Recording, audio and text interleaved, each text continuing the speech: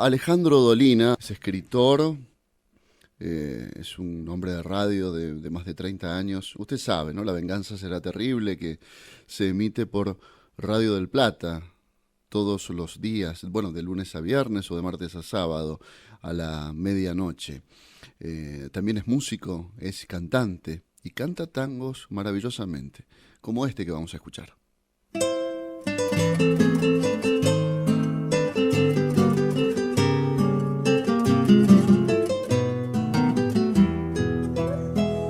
En el viejo balcón parecía una flor de la vieja barriada.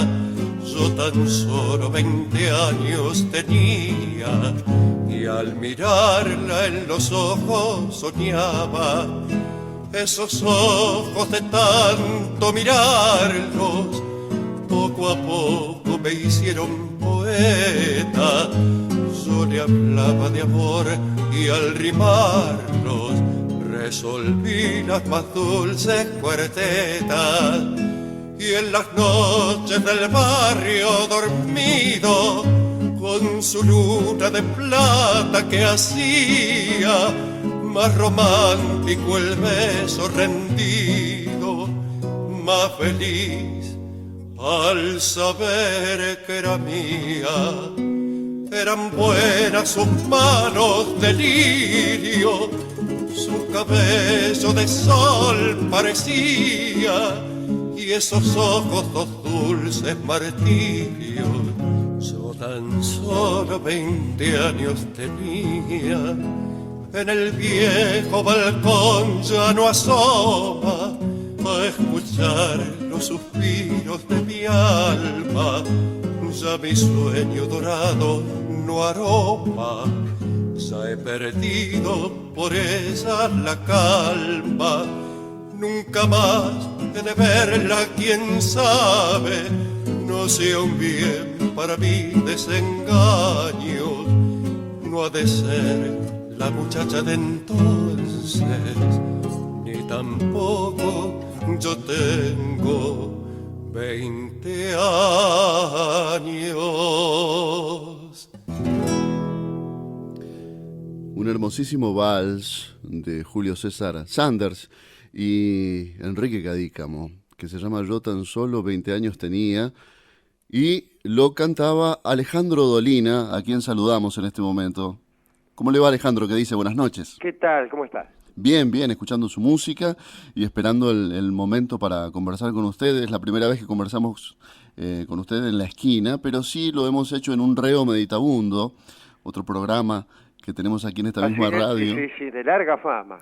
De larga fama, sí, hace 25 años, 24 en realidad, y más de 20 que venimos teniendo conversaciones con usted más o menos regulares, generosidad. Sí, siempre alrededor del tango también, aunque muchas veces los temas son más extemporáneos, pero siempre alguna mención al tango hay. Sí, ciertamente, cuando no a la mitología, lo hemos llamado. Sí, claro. ¿Alguna vez usted tuvo la generosidad de contestarnos un llamado solamente para hablar de el barquero Caronte? ¿Recuerdo aquella vez? Sí, bueno, pero es que Caronte es una persona de quien da gusto hablar realmente. Sí. Es cierto, porque alguien tiene que manejar esa situación, ¿no? Sí. Alguien tiene que hacerse cargo de hablar de Caronte. Sí, es cierto. Cuando no de las desventuras de Quevedo en Venecia, Sí, bueno. en otra oportunidad. Alejandro, alguna vez, bueno, lo escuchamos habitualmente en usted en Radio del Plata a la medianoche y en otras emisoras donde usted generosamente ha estado y después se va a otra radio también con una gran naturalidad, cosa que nosotros envidiamos en las personas que hacemos radio, aquello de poder ir y venir con una frescura enorme. ¿Cuáles son las condiciones que se deben dar, no solamente económicas me refiero, sino en un lugar donde se emite un mensaje como el de la venganza será terrible para que usted, permanezca, se sienta cómodo allí? Bueno, mire, yo la verdad es que no estoy donde quiero, sino donde puedo. Y entonces por eso son las mudanzas, ¿no? Las mudanzas más que, digamos, pretensiones no satisfechas, suelen ser dificultades muy grandes que atraviesan esta o aquella emisora, ¿no? Yo quizá, usted me envidia la frescura con que emigro, y yo por ahí le envío la pertinacia con que se queda. A mí me gustaría también permanecer mucho tiempo en una radio, siempre y cuando las condiciones profesionales fueran buenas. Esto no siempre ocurre, ¿no? En la Argentina, y por razones a veces que no tienen que ver con la mala performance de las personas que conducen la radio, sino porque la radio no es en verdad un gran negocio. En general, las personas que tienen radio suelen tener alguna alegría secundaria, que por ahí tiene incluso hasta costados políticos, etcétera, que tienen que ver con la difusión, pero que no están de todo vinculadas con un gran negocio, ¿no? Calculo yo que no tengo radio, ¿no? Sí, es cierto. Bueno, aquello de que no es un buen negocio es algo en lo que podemos adherir muchos, ¿no? Aquello de que, bueno, siempre tiene que ver con un gusto, y con aquello de aquella categoría que usted alguna vez mencionó en radio, en la que he pensado mucho, que tiene que ver con estas tres instancias del espíritu que nos llevan hacia la felicidad. Usted mencionó alguna vez el amor, el arte y el conocimiento. Me interesa esa trilogía. Sí, la lista no es necesariamente taxativa, pero convengamos en que son cataclismos universales de un tamaño que no se repite. Yo no creo que haya muchas alegrías más. Puede ser que haya, pero más pequeñas, más circunstanciales, más remitidas a una explosión, ¿no? En este caso, estas tres circunstancias son las buenas noticias que hay en el universo, ya que todas las demás son malas. Uno se muere, las cosas que son deliciosas caen mal, lo que hoy es esperanza, mañana será recuerdo. Es decir, el universo parece inventado por un dramaturgo muy griego, muy aficionado a la tragedia. Todo termina mal. Salvo las avenidas recorridas por esas tres entidades que hemos mencionado, que siempre tienen alguna sombra aventurosa, ¿no? Y en esas avenidas, digamos que la del amor suele ser entre las otras, también pensando en las otras, porque alcanzar el conocimiento o entrar en ese mundo que supone esfuerzo, y generalmente cuando las cosas son más complejas, más satisfacción dan en el mundo del conocimiento. Pero en el amor, en esto que tiene mucho de espiritual y también mucho de biológico y mucho de canción, uno no sabe muy bien cómo funcionan las cosas. Uno se puede meter con... Estas tres avenidas es la que funciona como un parque de diversiones. Y es la más embromada, ¿no? Pero también, claro, es la que otorga los mayores premios, pero también la que cobra los peores precios. Sí, es así realmente, ¿no? Que es lo más parecido a un milagro, ha dicho alguien, que se registra en el mundo de todos los días. Y también el amor genera tragedias instantáneas. Con solo una noticia, bueno, siempre basta una noticia, ¿no? Pero resulta ser que una persona nos tiene tan en su poder que un solo movimiento de ella ya redirecciona nuestra vida y la orienta hacia el camino de lo trágico, de lo tremendo, ¿no? Es así. Y es por eso que el enamorado siempre tiene miedo. Tiene miedo, por un lado, de perder lo que ha obtenido, si es que lo ha obtenido. Y tiene miedo también al destino. Uno ha visto tantos amores que de la noche a la mañana se dan vuelta y significan otra cosa. ¿Por qué no pensar que el nuestro también vaya a ser uno de ellos? ¿Y qué vale la pena en este caso, en el caso de perderlo, digo, ¿no? O de perder el favor o la preferencia? ¿Vale la pena persistir o tomarse otro tren? Yo suelo decir que no vale la pena persistir, pero desde luego está en la naturaleza humana la persistencia. Pero un cierto ejercicio de esa persistencia me ha permitido establecer que la reconquista de amores registra unos índices bajísimos, ¿no? Sí, En sí. este mundo. Incluso hay personajes notables, ¿no? Como nuestro amigo Dante Alighieri, que uno, bueno, leyendo la Divina Comedia no podría sospechar, por ejemplo, que muerto el papá de Beatrice Portinari, Beatrice, sí. se puso a llorar como un loco en un cuarto de al lado, solamente para llamar la atención de la chica. Uno no Sí, puede no parece creerlo. un recurso dantesco, No. de ninguno de los sentidos de esa palabra. No, de modo es que algunas señoras que están escuchando seguramente cuando ven al marido cometer ciertas torpezas o pasarse el fin de semana en el sillón de la casa, pueden quedarse tranquilas porque incluso Dante Alighieri ha Claro, hecho puede cosas... comprenderlo, Mm, porque se trata de una perturbación de tal naturaleza que ni el mismo Dante Alighieri pudo llevarla adelante con cierta dignidad. sí, ciertamente. ¿Y qué pasa, Alejandro, cuando esas decepciones vienen en el ámbito de lo colectivo, de lo político, por llamarlo de algún modo? Hace muy poco, y a más de uno, nos ha sucedido de encontrarnos un poco desconsolados y desconcertados, esa es la palabra, desconcertados frente a lo que estaba por suceder, sucedió y finalmente es un presente.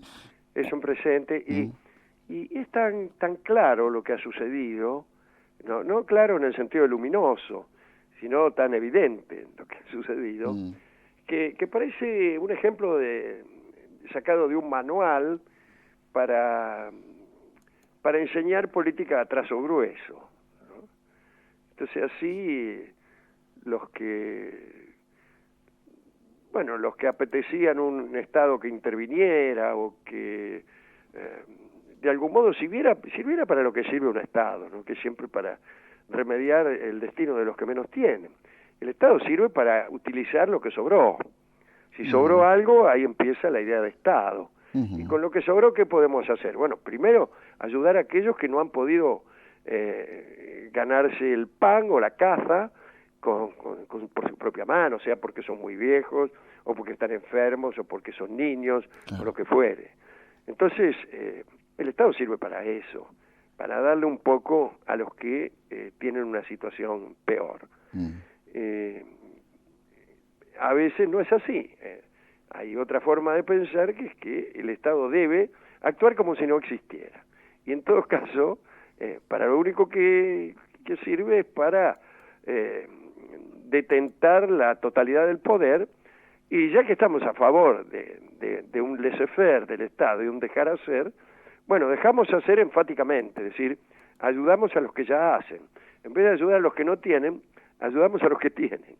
Claro, sí, sí, sí. Bueno, Sí, eso se dio de un modo casi didáctico. Cuando las cosas en política ocurren de un modo muy didáctico, es porque son muy perfiladas, porque son muy groseras, o porque son una pesadilla, ¿no?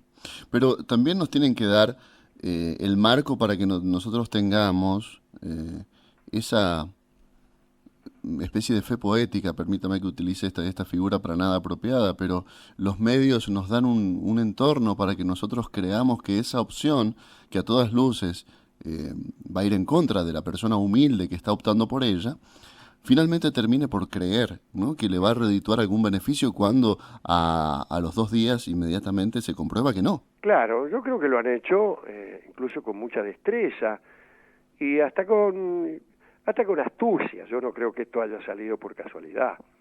Y realmente la manipulación de que ha sido objeto la persona común, la que después de todo poco entiende de keynesianismo y de liberalismo a ultranza. Y yo creo que la manipulación que se ha hecho de la gente ha sido muy, muy, muy grande y también asombrosa, ¿no? Asombrosa, sí. Sí. Bueno, y en los primeros días, yo creo que tal vez a usted también le ha sucedido, como a muchos, en muchos lugares del país, incluso los que tenemos que comunicar todo el tiempo, hemos sentido una inmensa desazón, pero a esa desazón sobreviene casi no como un estertor, sino como una muestra de que, bueno, aún tenemos vida y estamos transitando este camino, una especie de rebeldía, de ganas de hacer más. Yo no sé Sí, cómo se llama eso, ¿eh? yo a lo mejor creo que no sé, o sea, no sé si es un sentimiento hijo de nuestra fuerza o de nuestra debilidad. Porque a lo mejor es una especie de consuelo que nos buscamos para decir, bueno, no nos rendiremos jamás, y otras palabras, ¿no? Ujú. En realidad los grandes errores ya los hemos cometido, de manera que decir que estamos vivos puede ser, es un recurso de muchos que están muertos el fingirse vivo, no sea que vengamos a ser uno de ellos, yo espero que no, Ujú. pero a veces uno empieza a tener sentimientos tales como la piedad por uno mismo, uno se da lástima, y dice que bueno, que tanta lástima me doy que no merezco terminar aquí, yo debería seguir de alguna manera, pero también, convengamos, nos dan lástima nuestros amigos, nuestros niños, nuestros ancianos, y las personas, especialmente las personas que menos pueden, ¿no? Y que por ahí más sufren estas circunstancias. Y nos apena que sean las principales víctimas, ¿eh? Quizá los que menos participan de la contienda en tanto que tal, y sin embargo quienes más la padecen. Sin embargo, ¿acaso mirando también las cosas, saliendo de la desazón y de la desesperación y entrando un poco en el terreno de la esperanza, suele ser un caldillo interesante para las expresiones artísticas o no? No sé si depende de ello, pero a veces estas épocas, ¿acaso por esa misma reacción de compadecerse uno mismo, suele ser un caldillo para que el arte florezca, o sea, ¿no? A mí me parece que las combinaciones que pueden darse son todas. Uh-huh. Después de todo, o sea, ¿cuál es el patrón literario que se corresponde con determinado régimen político? Y no lo sabemos del todo. Tomemos, por ejemplo, un régimen autoritario, seco, acaso cruel, como el régimen de los faraones egipcios, da lugar también a un arte seco, hierático, poco expresivo, ¿no? Pero en otros casos se da lo contrario.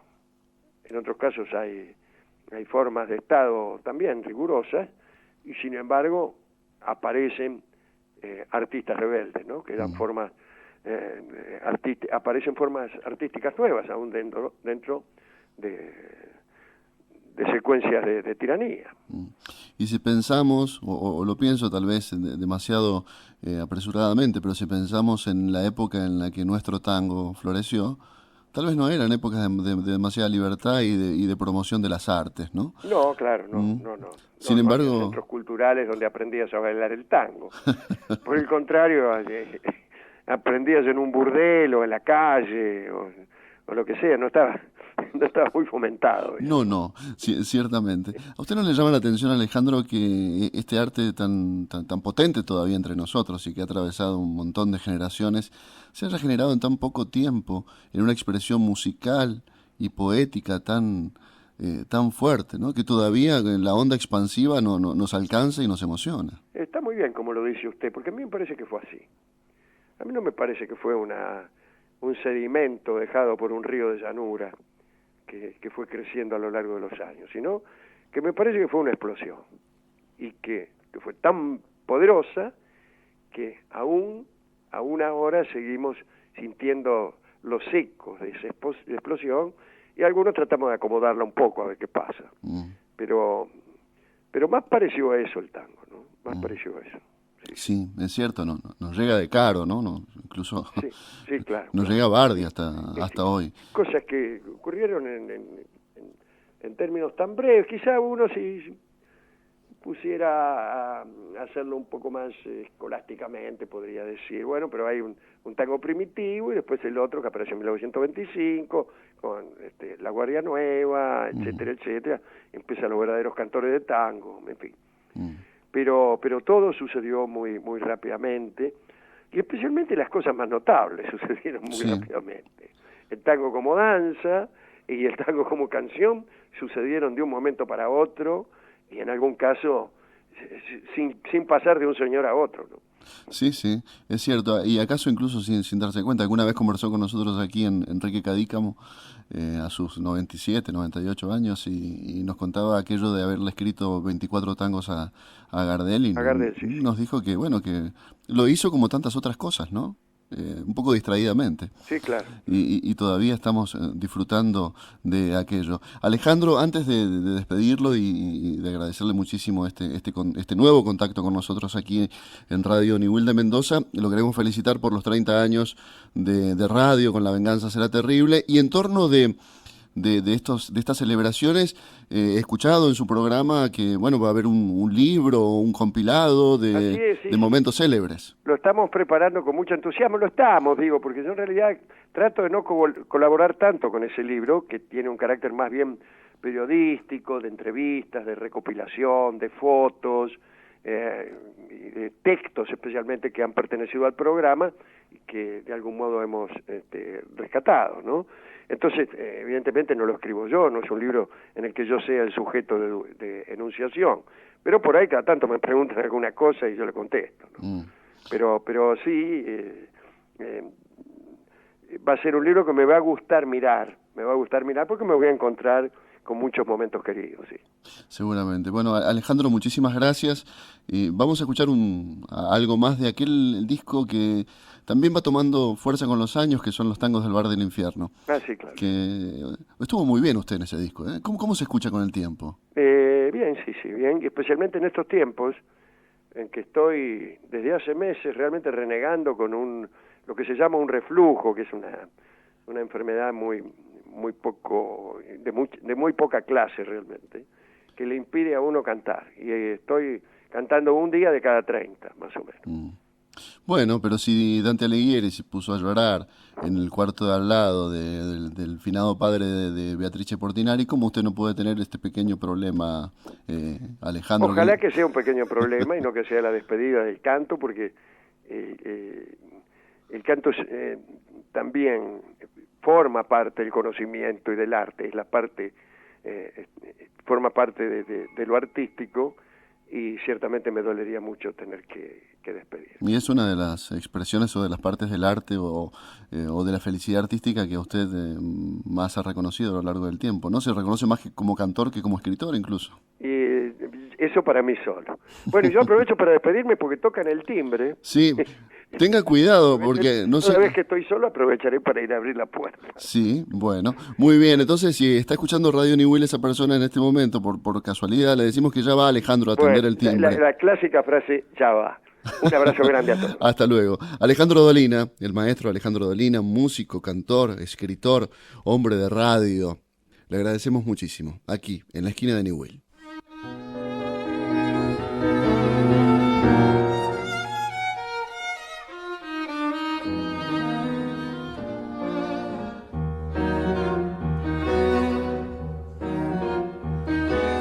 Lejano dolor de cosas viejas, deja el vano llorar del acordeón, un sonido de valse que se queja, me despierta la palabra incierta del ayer mejor, paisajito de suyos y de olvido, con tu ruido de sapos y el zanjón.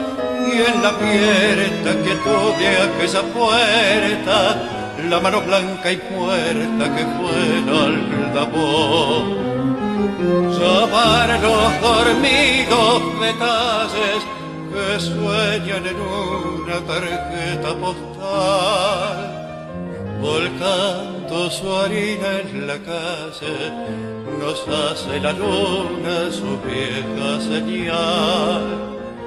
La casa del patio querido, la gente sencilla y el viejo rosal, me devuelven el barrio perdido como una amarilla tarjeta postal.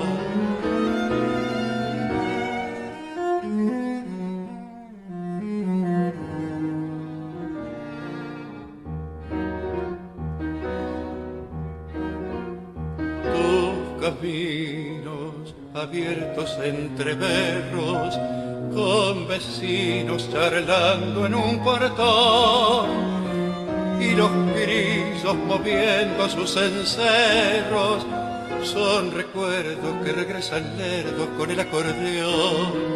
paisajito de suyo que yo añoro, con el lloro pequeño de este vals, en la esquina brumosa que no existe, tu voz pequeña y triste me vuelve a buscar.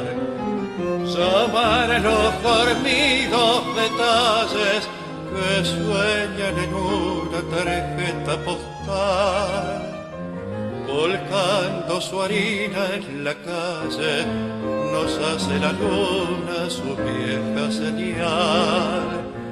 La casa del patio querido, la gente sencilla y el viejo rosal, me devuelven el barrio perdido como una amarilla tarjeta postal.